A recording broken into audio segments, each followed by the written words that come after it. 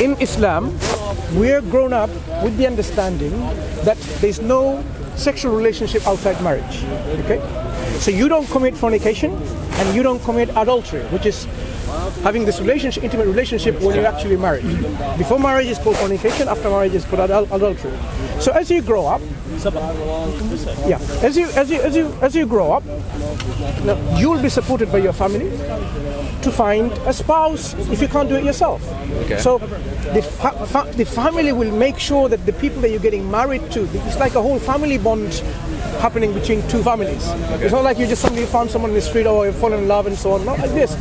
It's a long-term relationship. A healthy relationship requires what? Okay, but not all relationships are healthy. No. There are a lot of relationships. We're saying these relationships that once you're getting to should be a healthy relationship, right? Yeah, but you can't predict relationships are going to be like for the rest of your life, can you? Sorry? Can you predict what relationships are going to be like for the rest of your life?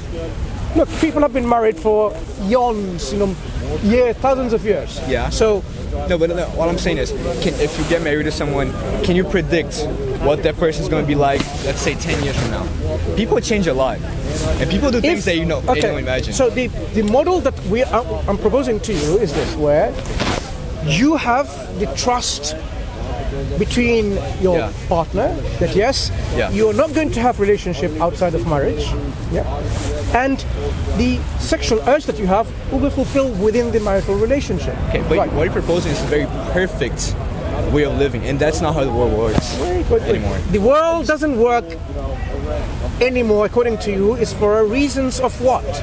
What's wrong with this model is what I'm asking. What's inefficient? It's too perfect. What's deficient? It's too perfect. What's deficient in that? So, for example, you have a partner who loves you, cares for you, supports you, you're a very healthy relationship. Now, why would you then need to go to a brothel, for example? That means you have been somehow thinking of some kind of other sexual needs that you have that you are not getting it met within the marriage. No. Is it because you have been watching too much pornography? You have been, But isn't that could that be person's choice? Wait. Let's look at the root cause of the problems, because legalizing brothels is not a solution when you don't even understand the problem is. A solution can only work when you know the problem is. So when you have a marriage, healthy marriage, your organic need is met. There is no need to go to a brothel. Okay. If you're suggesting that people, we're discussing why. People who are not married. Why don't you get married? No, what about the people who are not married going to a brothel? No, well, I'm asking this question. Why don't you get married? But everyone's married in your idea. No. I'm saying the model I'm proposing. People who are not married. The model I'm proposing. Sorry, the model we're proposing, where you grow up knowing that the sexual relationship is confined within marriage. So it's not just you looking for a partner. You'll be the whole family looking for you to get you both married when you reach to the age to get married. Oh, an arranged marriage is what No. If you're not able to do your family's looking for. Please, I'm explaining. If you're not able to yourself, because you have come to a point where society is when you're 18, your parents are kicking you out of house, or you do yourself, whatever. But we are proposing an Islamic model where you are looked after not by your family, even the Islamic society, Islamic government at large, to get you into this relationship. So, in terms of saying, I cannot get married, it's not like, why can you not get married? It's not about saying you cannot get married. So you're saying, why don't you want to get married? No, we were talking about prostitution being legalized, right? Yeah, I'm saying this is not a solution because the problem is something that is misunderstood. The problem is people not getting married? That's No, it's a bigger problem. Why is there a need for a brothel? Because people want to fulfill the sexual urge. Right? Is that the reason? No. The reason for Why do people go to brothel? Some people. Why do people go to brothel for a sexual service? My argument was that brothels should be legal to create a safe environment for the sex workers and people that want to do it. I've understood what you said. Completely changed to why people should get married. No. I'm saying you are proposing a solution in a godless, secular, liberal, atheistic model where, you know what? It's very perfect. Not perfectionist. We're talking about a healthy solution. Your solution is not even addressing the root cause of the problem. So why does people go to a brothel who needs the service? Let's understand that. Why do they go? Because you have a service provider, the Brothels. Now, the service users, why are they going there in the first place? Get sex. It's get sex. To have sex. Why are they going to a brothel? Because they can buy sex there. Yeah. That's when I want to eat a potato, I go and buy a potato. Yeah. So basically, you're saying that to have a relationship to fulfill your organic needs, you can't find a partner in marriage. That's why you need to go to a brothel. Well, yeah.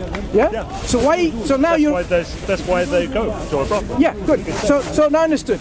People can't find a partner in a healthy marriage relationship.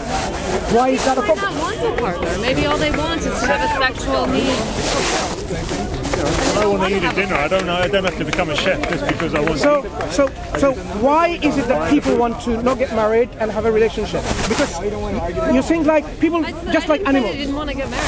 So the way you're dealing with this issue, sexual urge seems to be like an animal urge, and you behave like an animal. Well, we are It animals. is. We are animals, and it is an You instinct. do know that, within right? us. So we are just animals. Yes, actually. What's we the are difference between animals. animals and us?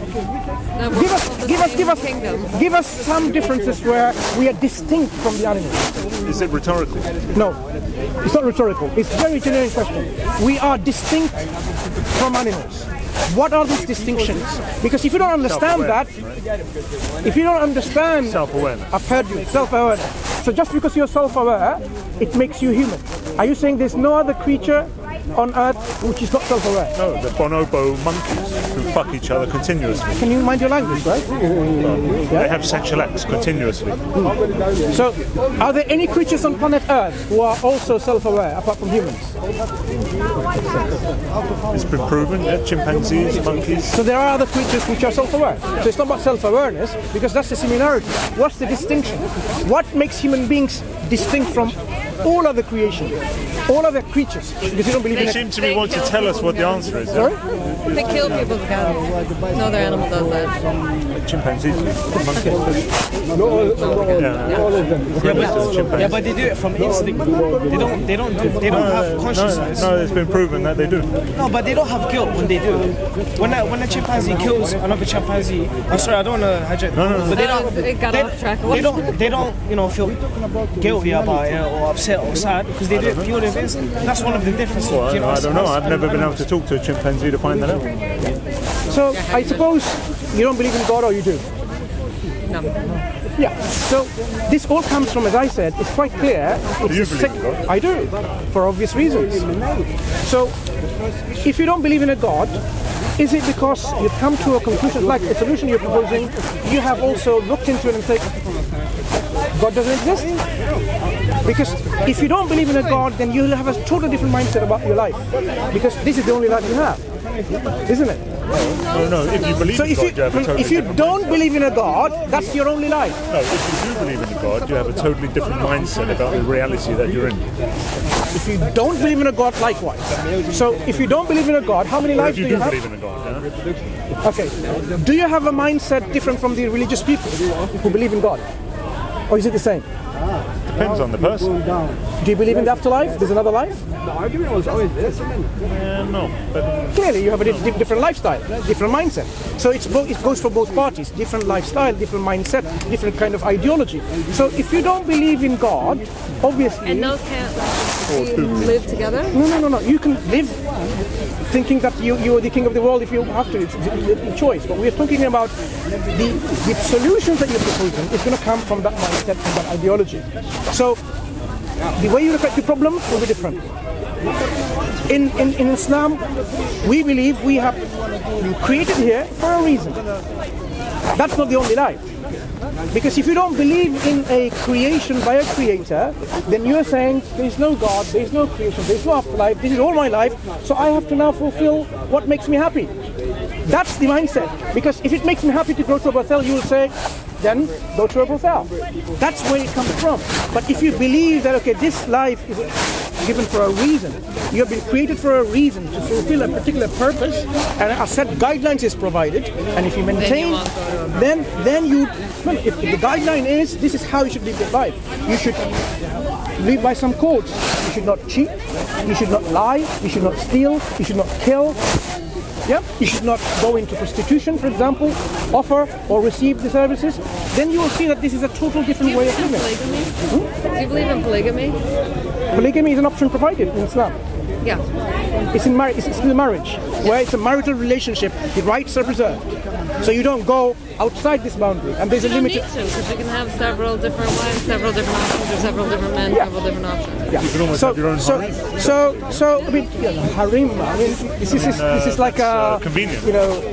So let's go back to the issues of the creation. Did you come to realize that there is no God? I mean, how did you take that kind of take on reality?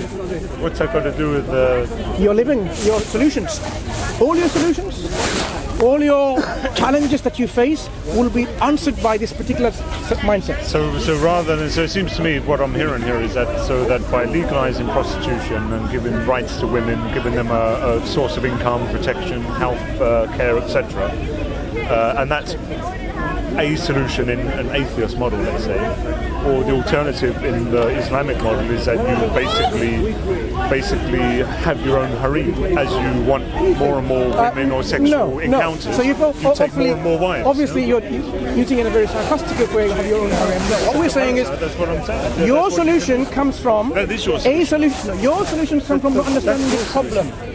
Islam deals with the root problem. Prevention is better than cure. This is the Islamic model. Prevention is better than cure. That's why I'm saying every solution that you bring rests on your particular mindset, your ideology. So let's look at the ideology. What are you talking about prevention? Okay, prevention. There are many things that are happening in the world, right? Whether it be crimes, or this kind of sexual perversions. Extrapolating too much. Yeah. We went back to the prostitution thing. No, everything which you consider to be a problem, we need to know why the problem exists. Killing, for example. Why do people kill each other? Why do people... come on, these are all linked. It comes to what? Your mindset. If you consider yourself that we cannot kill anyone unjustly, only the hands of the law, through due processes where the crime is established, someone's been proven guilty, then they should be punished to protect the individual and the society, then that's how it should be. But if you think like, everything is isolated, then you have issues like that. So when it comes to the Creator, why do you consider that you are here and that's it? You're not been created. There's no God. What makes you convinced and have this conviction? Science. What has science said that there's no creator? Which science has proven that God doesn't exist? It's beyond the modus operandi of science. Science has nothing to do with proving God exists or God doesn't exist.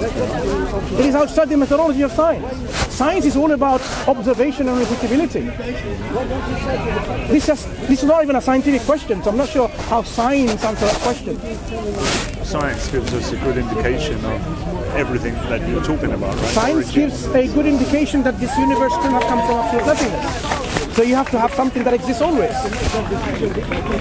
If something that exists always, who created this universe, then what is this thing? Yeah, so science gives an indication that there is a creator for our universe, which exists all the time with certain attributes and qualities. Thanks for the talk.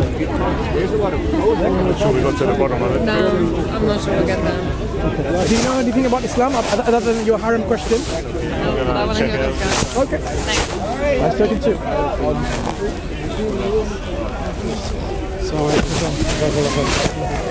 You know what the first argument?